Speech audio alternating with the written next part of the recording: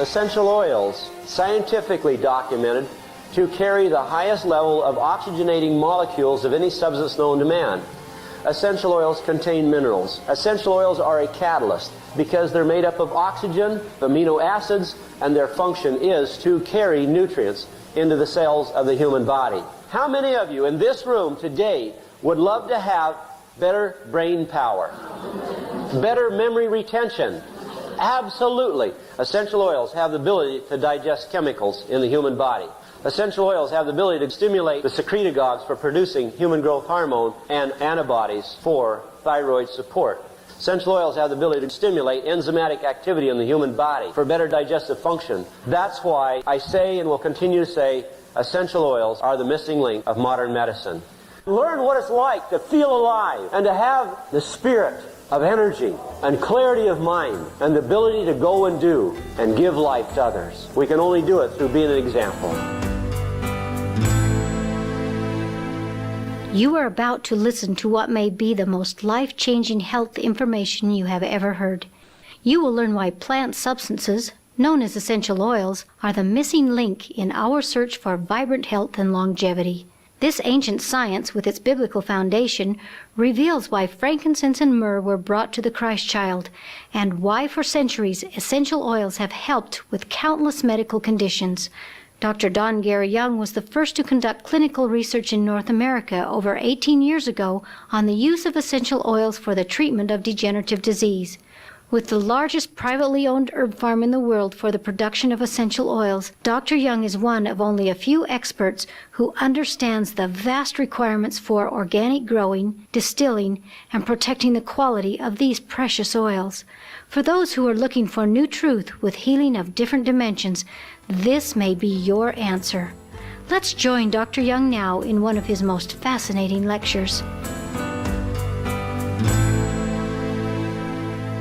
Essential oils, just to give you a real simple analogy, if we were to take the oil from the plant, or just take the plant and the human body and put them side by side, we could do some very interesting comparisons. You see, in the human body we have a substance called blood, and that blood has a very specific purpose. That purpose is to transport nutrients to the cells, to nurture and feed the cells. One of the primary agents in that blood that is responsible for the delivery of the nutrients through the cell wall is called oxygen. If we take the oxygen out of the blood, what happens? We would die very quickly. The cells begin to mutate and give off a toxic gas that creates a host for disease.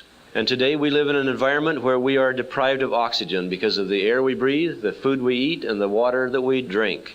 And because of that, we have set ourselves up to be victims. And it's quite obvious what's going on in our world today. Well, when we look at essential oils, they have the same role and play the same function in the plant as the blood does in the human body. How many of you have cut your finger? And what happens? You bleed. Why do you bleed? Exactly, to cleanse and to kill the bacteria, because you have to do that to start the regeneration process of the tissue. Okay, how many of you ladies have seen a leaf on one of your houseplants torn or damaged? And what comes out? It's a liquid, isn't it? It's called the resin by some. Some call it the blood of the plant. Some call it the life force of the plant, but it's the same thing. It bleeds. It bleeds to cleanse that part where the plant is damaged, to kill the bacteria. You see, the essential oil is like the blood. It's a transporter. And the primary ingredient inside that oil is called oxygen. It has been discovered and determined now through research and the translation of papyrus and hieroglyphics in Egypt that oils were the first medicine of man. Even before herbs were used, oils were extracted from the plant and used before the actual plant was used. And as of 3 years ago, it was documented that essential oils produce the highest level of oxygenating molecules of any substance known to man. So when we think about that we can get actual oxygen from the oil, it's quite exciting. Now, not only can we get oxygen from the oil, but we also get negative ions, and we get ozone. Are they important to us? Why? Can bacteria live in ozone? Can bacteria live in a negative ion environment? No. You know, it's interesting when you look at what's going on in our world, because there's a big wave that has hit the United States called antioxidants, right? And everybody's looking for antioxidants and antimicrobial substance to take. we're just going to walk through some things real quickly and show you why essential oils are the missing link in our health field today, and why everyone and every home needs to have them. Let's look at what the human body is up against today. And we look at what's causing the poisons that we're inhaling, the industrial contamination that's affecting our air. Look at the foods that we're eating today, fried foods and grease that causes carcinogenic activity in the blood, foods that are devaluated, and therefore we get no enzymes from the foods that we're eating. And the foods that were coming from the fields are sprayed with chemicals. The ground is saturated with chemicals and has been for over 50 years. And we wonder why we can't get good, wholesome food today. Not to talk about the environmental contamination that's going into the aquifer, along with all of the contamination in the entire chain that the human body is subject to. We absorb this not only through the food and the water, but through the pores of our skin and the oxygen that we breathe into our lungs. These chemicals go down into the intestinal tract, and they cause a weakening of the membrane wall, and they leach through into the liver and cause cell mutation. It changes the pH chemistry of the blood, and all of a sudden we've got a problem. We start creating a host for disease, and then we wonder, how can this possibly happen? So detoxification is extremely important today in our lives. It's really interesting to know that essential oils, because of their structure, literally will push chemicals, metallics, out of the cells. How do they do it? Because they have the highest level of oxygenating activity of any substance known to man. And oxygen pushes toxins out and pulls potassium back into the cell. Essential oils will reestablish normal cell function and balance. This is Time magazine. It was a September 12th issue, and I'm sure most of you have seen it. New virus and drug-resistant bacteria reversing human victories over infectious diseases. How can this happen if we have a healthy body? Can we have infection if we're healthy? Can we have cancer if we're healthy? Can we have AIDS if we're healthy? No, of course not. So let's be realistic and look at it. This was quite interesting here, because if we look down here at the bottom, it says more than 850 people have come down with cholera in southern Russia, and officials fear the disease could erupt into an epidemic. While this article was being published and they were talking about 850 people in Russia, they never even made mention of the thousands of people they were digging holes, open pits, and burying in mass graves in South America from cholera. Did anyone see that on CNN? We need to start paying attention and waking up to what's really going on around us. Look at this. Some microbes can reproduce in just 20 minutes. And this article goes on to talk about how the drug makers are fighting back, and yet how that every time they produce a drug, the bacteria or the virus mutates and develops its own immunity to the antibiotic. Now that's quite interesting, because when you know these things are fact, and then when you come to understand oils and realize that at this point in time today, they have not found one virus that can create an immunity against an essential oil. Look at here. The question ceases to be, when will disease be gone? This is interesting when we look at the statistics here. Respiratory infections, bacterial and viral, 4 million deaths. Diarrhea and diseases related, viral and bacterial, 3 million deaths. This is per year. Tuberculosis, bacterial. Now we have a new viral tuberculosis, do we not? And they don't even mention the viral tuberculosis here, just the bacterial, 3 million. Hepatitis B, virus, 3 million. Protozoa, malaria, 1 million. Measles, viral, 880,000. Tetanus, 600,000. AIDS, viral, 550,000. They don't even talk about cancer and heart disease there. We're just talking about diseases here related to virus and bacteria. And yet they don't even list the new tuberculosis virus, or the new hantavirus is not listed there. The flesh-eating virus, the streptococci A, the Ebola virus. There's so much going on that we're not even aware of what's happening. I think many of us also have a tendency to want to ignore it. We don't want to deal with the truth. Why? We don't know what to do about it. True or false? Okay, look at here. Where will the next deadly virus appear? And then it goes on to talk about, the agents, smallpox, AIDS, hepatitis B. How many of you are familiar with the Ebola virus and the symptomology of it? Are you aware that that Ebola virus causes decomposing of the internal organs and the smooth muscle tissue inside the human body? And once a victim contracts the Ebola virus, 3 to 5 days and they're dead. And you know what happened in Womingo, Minnesota just last week? Where 8 people died from what they're calling the new streptococci virus that caused people to die within 3 to 5 days. Their tissue, internal organs degenerated. It was the Ebola virus, but they're saying it's a new streptococci A. An epidemic. This is interesting. The price of doing nothing will be millions of lives. And it's happened before. Look at here. killer flu, 1918 to 19, killed 20 million people. So we're not dealing with something that's just popped into our world today. There's been viruses around since the beginning of time. Look at what happened during Moses' time. Look at the 16th century plague in England and Europe that claimed millions of lives. Why is it happening? Why do we have more of it today? Because we have a weaker immune system.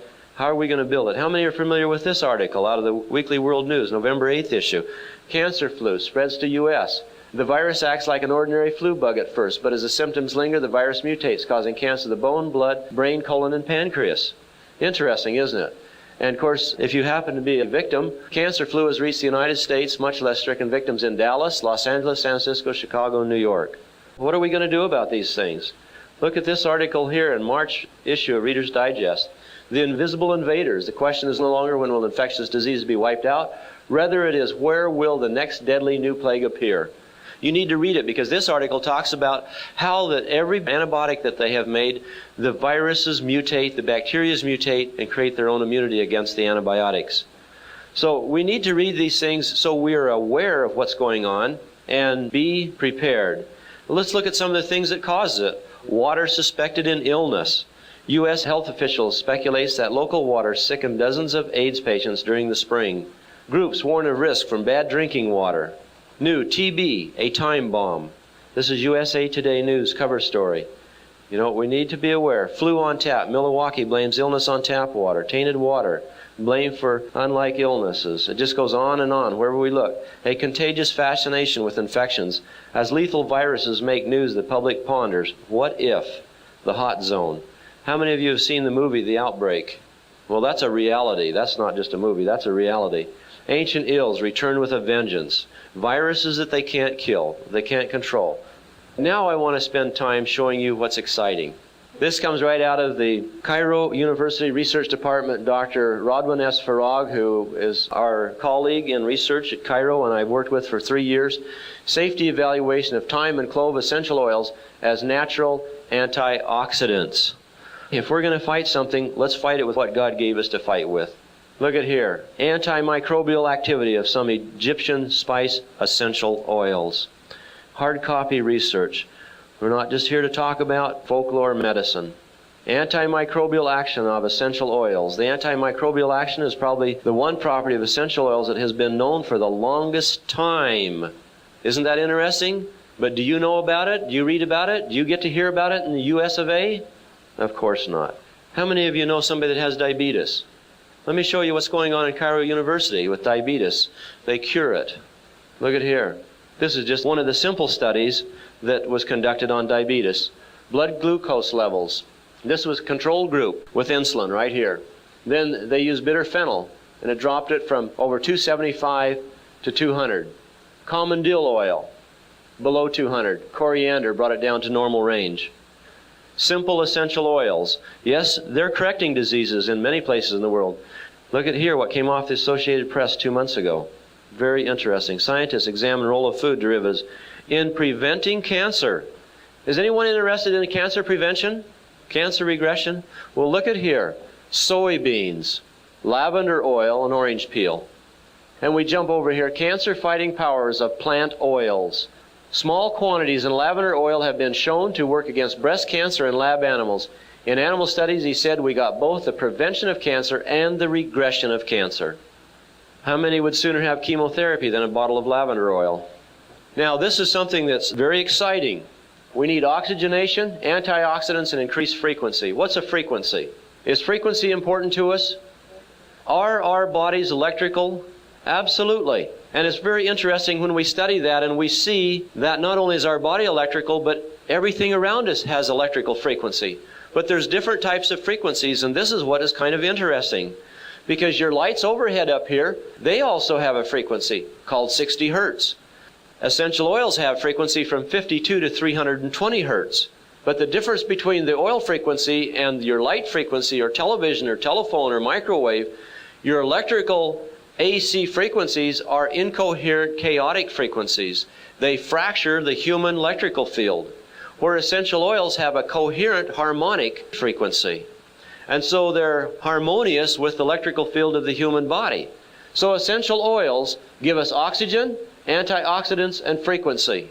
Now, I make food supplementation and was the first to create this type of formulation, the first to develop it in the world, and that was using essential oils in the food supplements. Why? Because we found essential oils work as a transport mechanism in the food supplements. And the reason that we're starving to death nutritionally is because we're not assimilating the nutrients on the cellular level. Essential oils have the ability, because they are soluble with the lipids in the membrane, to go through the cellular wall and to carry with it nutrients that they're in association with. Because that's their purpose in the plant life, is to transport nutrients through the cell wall and deliver it inside the plant. And so when we took essential oils and put it inside the plant, it was very exciting because we got a delivery system. Now I want to back up just a little bit and give you something to think about. Going back to the blood. The blood is the transporter of nutrients. Vitamins, minerals, proteins, amino acids, hormones, enzymes. That's the pathway that they travel in to go to the cells. Then the cell wall has to be receptive to those nutrients and those health food ingredients. But when we have a deficiency in oxygen, the cell membrane literally will start to thicken because the pH changes on. And when it thickens, then the oxygen that's present there, also being compromised because of lifestyles, is not able to get the nutrients through the wall. And so we wind up with nutrients in the blood serum, but we can't get it inside the cell. And so we wind up having cell mutation, creating a host for viruses and bacteria and germs. Now, if essential oils are responsible for the oxygenating molecules, they are antiviral, antifungal, antibacterial, and immunostimulating, which I'm going to show you in a minute, hard copy from the medical research. And they have the ability to transport nutrients, that they are the life force of the plant. What do you suppose happens to that oil when we cut the plant and dehydrate it? We evaporate 98% of that live substance that is responsible for the healing force of that plant.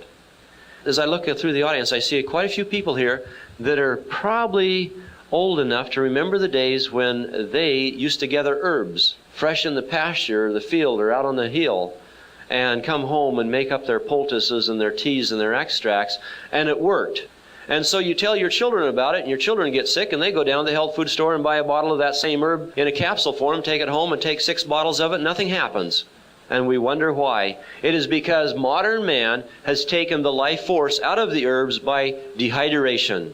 And so when I discovered that or learned about that, that's when I started spraying the oils back into the powdered herb, and it brought back the bioavailability of the nutrients that weren't there before or available to us before, because the catalyst agent had been evaporated out of them.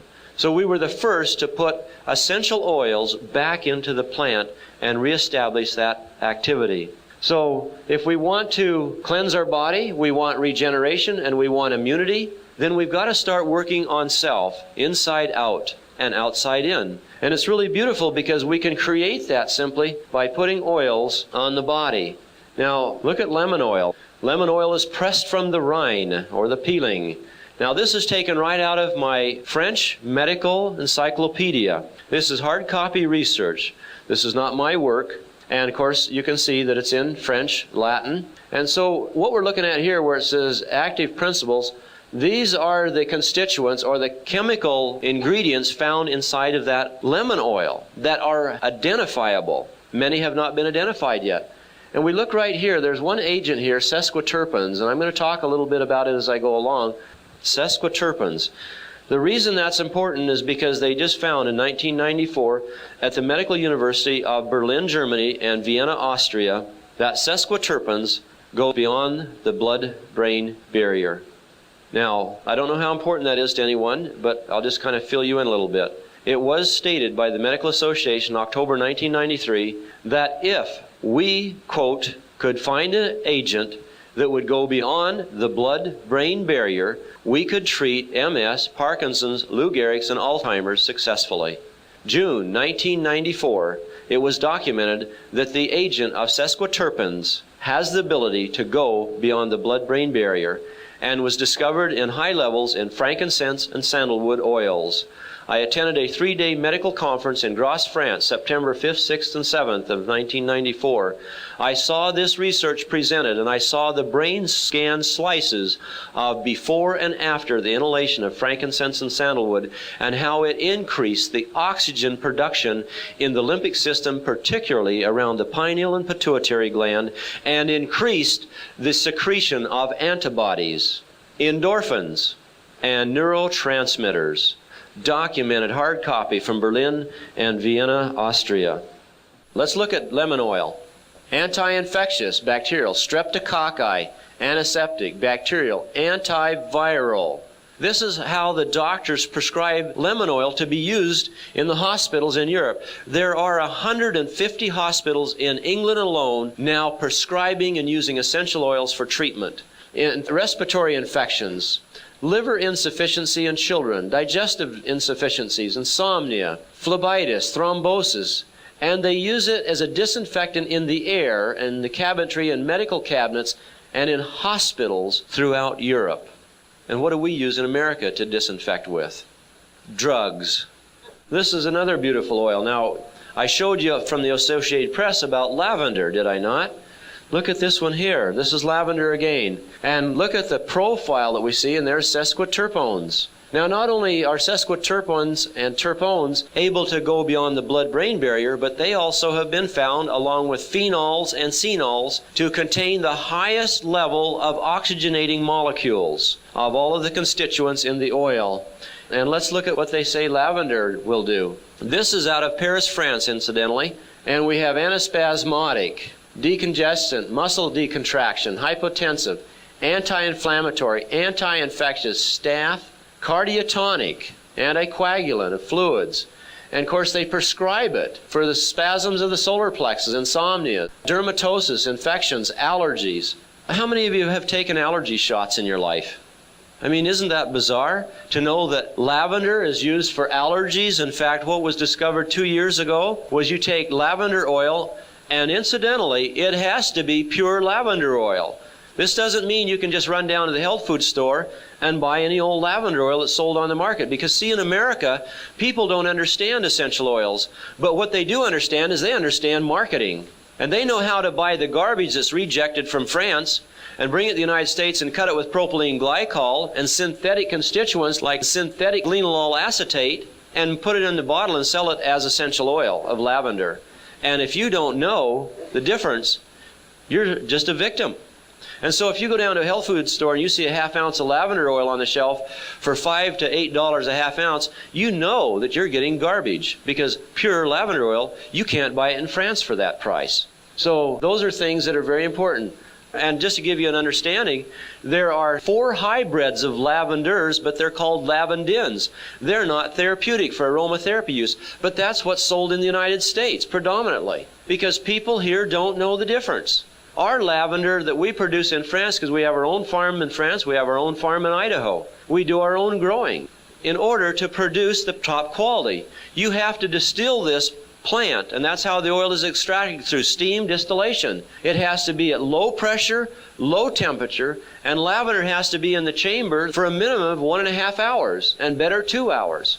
But the commercial distilling in Europe for the perfume industry, they distill lavender oil in 15 minutes at 400 degrees and up to 150 pounds of pressure. And they pump chemicals into the water while they're doing it. So these are things that are very important for you to know, that it's not a matter of just running out to a health food store and buying oils, because the people who are marketing oils predominantly are in it for the money. They don't care about the purity, and they haven't taken the time to study. I've spent 11 years in Europe, Israel, and Egypt studying the history, working in the universities. My studies have been in the Medical University of Geneva, Switzerland. I started in 1984. The University of Paris. I have worked in 2 hospitals in Paris.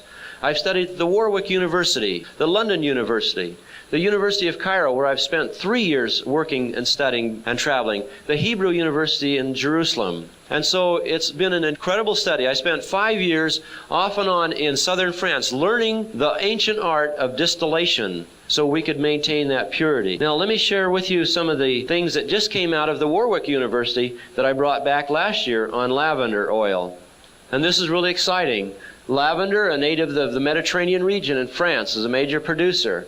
A fragrance component in pharmaceuticals, antiseptic ointments, creams, lotions, cosmetics, including soaps, detergents, creams, lotions, and perfumes, lavender waters, and colognes. However, lavender now is starting to be widely used in aromatherapy for the treatment of burns, scalds, inflammation, wounds, ulcers, eczema, dermatitis, fainting, headaches, migraines, influenza, insomnia, hysteria, tension, infection, asthma, rheumatism, and arthritis. Now, when you can get a bottle of lavender oil for $15, who would want to have aspirin? And this is interesting. This is just the constituents that are responsible for all of that activity in lavender oil. And this is just a small portion. It's interesting to see when we look at the linalool acetate level right here, we're at a 441. And that's a relatively good quality oil. The lavender oil we're producing on the farm in Idaho has a linalool acetate of 67, the highest produced in the world. Look at here, toxicity. Subcutaneous injection in mice showed low toxicity. No human phototoxicity reported. So it's totally safe, and that's the beautiful part of essential oils, is you don't have to be concerned about having side effects from pure oils. Cut, adulterated, synthetic, absolutely, but not pure, not the way God intended it to be. Why is it valuable? How do we get oils quickly into the system? Through the olfactory nerve to the pineal pituitary, the amygdala. When you breathe an oil into the system and through the nasal cavity, it is first picked up by the neurons that hang down here from the olfactory, right between the eyes and the top of the sinus cavity. Those oil molecules are carried within milliseconds into the center of the brain. And now they have found and discovered that through the inhalation of essential oils into the midbrain system, that they will cause a secretion of antibodies instantly, endorphins and neurotransmitters. Now we're seeing a direct response on the immune system from the inhalation and topical application of essential oils, like none other that has ever been created. So diffusing, this puts the oils into the atmosphere in your home. You're getting increased oxygen because it releases the oxygenating molecules. You're getting increased ozone and negative ions because that's where it comes from in nature, from the plant oils. You're getting the antiviral, bacterial, fungal, germicidal properties and the immunostimulating, and you're inhaling this. Oils, in fact, I just got a copy, hard copy in on the internet just last week from Ulster University in Northern Ireland, where they did a study of diffusing, vaporizing essential oils into an atmosphere with 210 colonies of bacteria, and it killed all 210. So it makes the most perfect air purification system that has ever been invented or rediscovered. And we can't afford to be without it. How do we know these things happen and how do they work? By simply studying the properties in the oil. This is time vulgaris. This is a chromatogram. Everybody knows what camphor is, right? It's soothing. It's penetrating the tissue. Camphor is synthetically made from the active ingredient called camphene. So when we look at this oil, which is thyme oil, we know that it's going to have a very powerful effect in penetrating. We look at the pinene, they're germicidal. We look at the phenols right here, they're antibacterial and viral. We look at the terpenes, they're antiviral in action. So when we take an essential oil in the laboratory and analyze it, we know instantly the value it has. And depending on the percentage of activity will tell us whether it's a pure oil or whether there's been something done with it. So the science is incredible. This is clary sage that we grew at our farm this past summer in Idaho. The highest linalool activity of any clary sage is still 72. Most clary sage ranges around 57. Down here you have sclerol and transoxide to sclerol. That is what converts to estriol in the human body that produces natural estrogen. So how many of you ladies are taking some synthetic hormone? You got it right here in your plants. When God created this world, He created everything naturally for us. And He gave us every substance that we will ever need to protect our bodies from all the things that we have to deal with. Just like He gave to the Israelites, you can read about it in Exodus chapter 30, verses 21 through 27, and read about the formula, the oil formula that the Lord gave Moses. We're talking about a substance that was the beginning of time with a biblical foundation. And man has ignored it. It has been lost and forgotten. And not till 1921 did it start to come back into our time from an old gentleman, Dr. Maurice René Gattefossé, who was a French cosmetic chemist working in his lab one day and had an explosion and had a third-degree thermal burn on his hand, wrist, and forearm. Knowing that he needed to reduce the temperature, he reached over where one of his colleagues had just had a container with liquid in it, thought it was water, plunged his hand into it, and it was lavender oil. And it healed his burn without a trace of a scar. And that man was so excited, and being a chemist, he took the lavender apart to understand and find out how it healed this burn without a scar. And from there, he gave the research to Dr. Jean Valnet, who was a medical doctor in Paris, France. Valnet did nothing with it until the post-war years of World War II, when he was working with war victims from shrapnel wounds and losing them to gangrene because the antibiotics wouldn't work. And Dr. Gattefossé sent him some oils and said, try the oils. And he started using the oils, and he saved every single patient. And that was the restoration of aromatherapy, as it's called today. 1946. That's how new it is. But yet the studies never really started until 1967. It is the most exciting thing that we have. Now, this is just a little bit about essential oils. Frequency. We were the first to discover essential oils literally contain electrical frequency. We did a study of over 200 subjects at the Eastern State University in Cheney, Washington. We found that the average body frequency ranges 62 to 68. The brain frequencies are 10 hertz higher during the day, and then it reverses during the night, and the brain frequencies are 10 hertz lower, body frequencies are 10 hertz higher. We found that we took two young men who had a 66 hertz frequency. One held the coffee, his frequency dropped to 58 in 3 seconds. The other one drank it, his frequency dropped to 52 in 3 seconds. The young man that drank the coffee, we didn't let him have any oils. It took 3 days for it to go back up. The young man that just held the coffee, we let him breathe the essential oils, and his frequency went up in 21 seconds. We found that disease begins at 58 hertz frequency. Flu starts at 57, Candida at 55, Epstein-Barr at 52, and cancer at 42.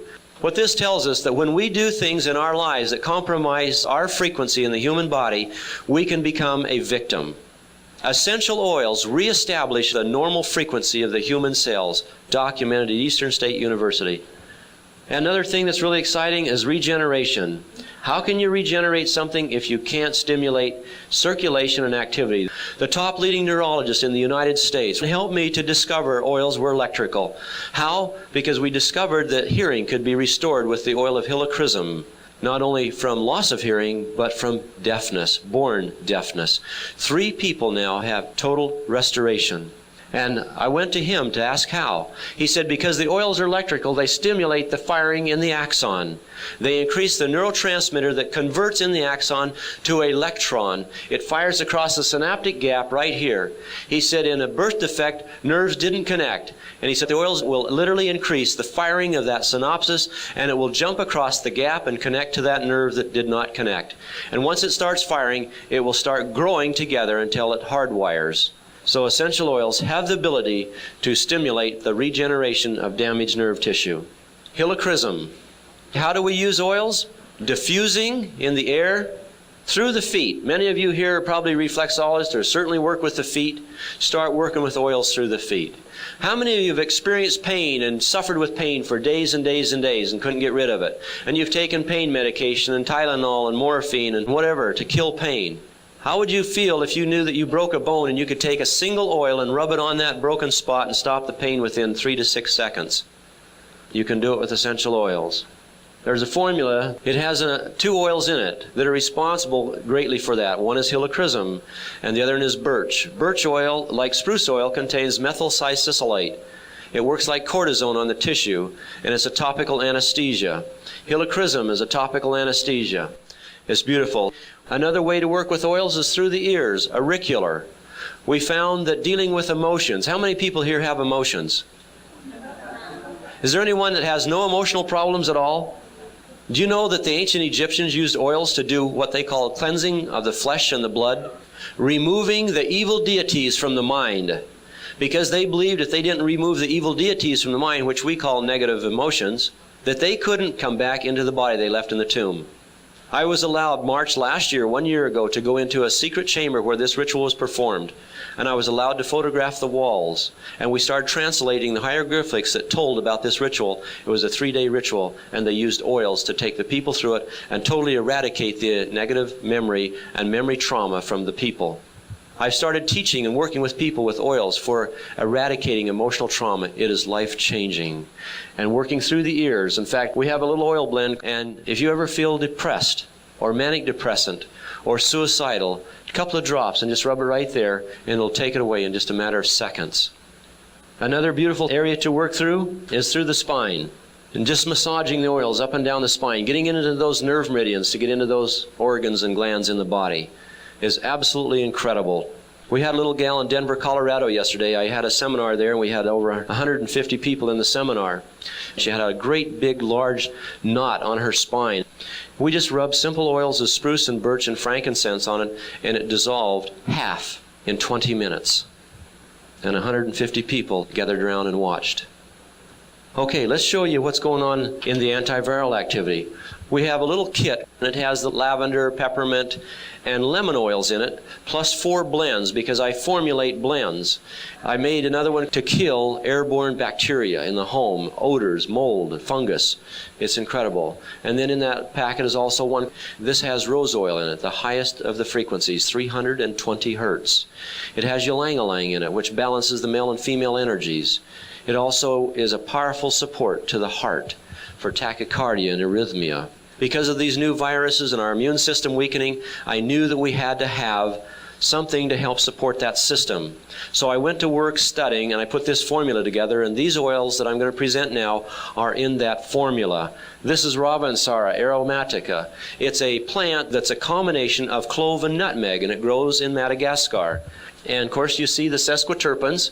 Sesquiterpenes stimulate the immune system. Look at here, anti-infectious, antiviral, antibacterial, and it's indicated for rhinopharyngitis, gripes, sinusitis, bronchitis, viral hepatitis, viruses of the intestinal, and cholera, herpes 1 and 2, infectious mononucleosis, insomnia, muscular fatigue. Here's another one. This one you ladies probably have in your kitchen, called oregano. You know, you need to quit cooking with it and start juicing it and snorting it. Okay? Look at here, phenols, the number 1 constituent that's responsible for the oxygenating activity of oils. Anti-infectious, large spectrum of action against bacteria, virus, fungus, and parasites. Immunostimulant. This one you'll like. Frankincense is talked about in the Bible, the holy anointing oil. It's mentioned 52 times in the Bible. Okay, sesquiterpenes again, goes beyond the blood-brain barrier. Look at here, anti-catarrhal, expectorant, anti-tumoral, immunostimulant, antidepressive, bronchitis, catarrh, asthma, ulcers, cancer, immunodeficiencies, and nervous depression. I got involved with a doctor in Scottsdale, Arizona, Dr. Terry Friedman, medical doctor. I asked him if he would like to do some research and work with the oils and see what he could create, and he said, I would love to.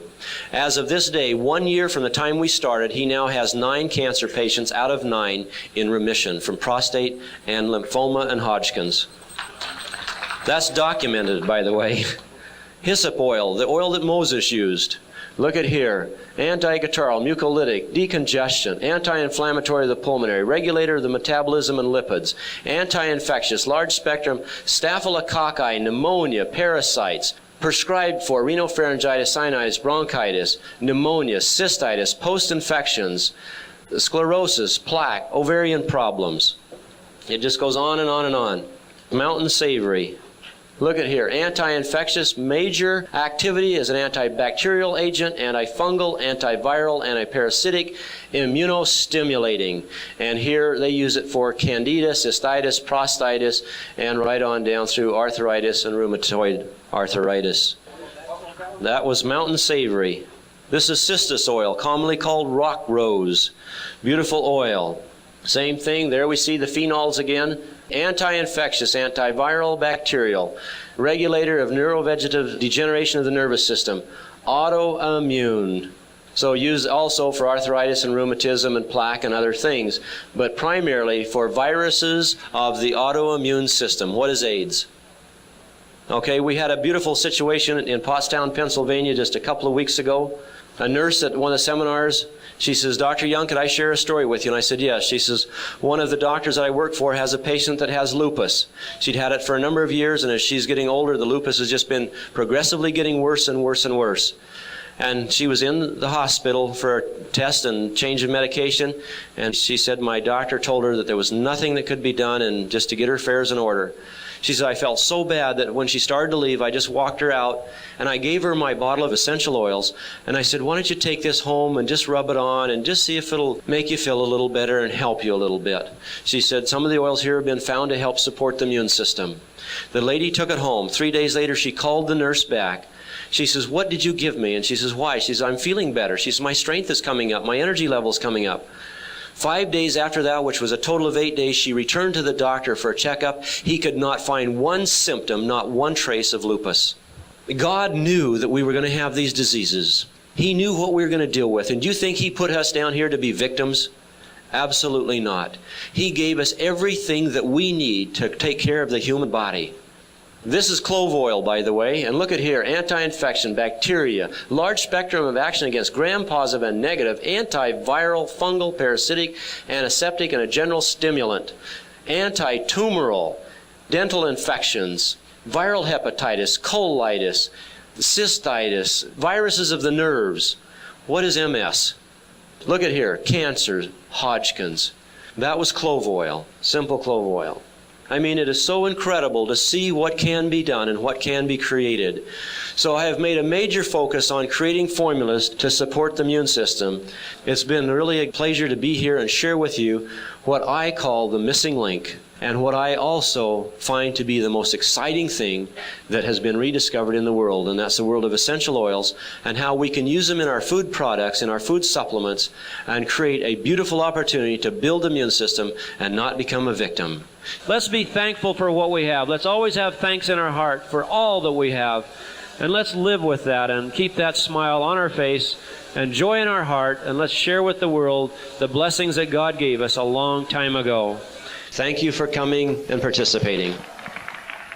Thank you for taking time to listen to this exciting information. We hope it inspires you to ask questions about the gifts that God has given us for man's healing and well-being since the beginning of time. Please contact the person who shared this tape with you and learn how essential oils can make a difference in your life. We hope you will join us in taking this life-changing message to the world.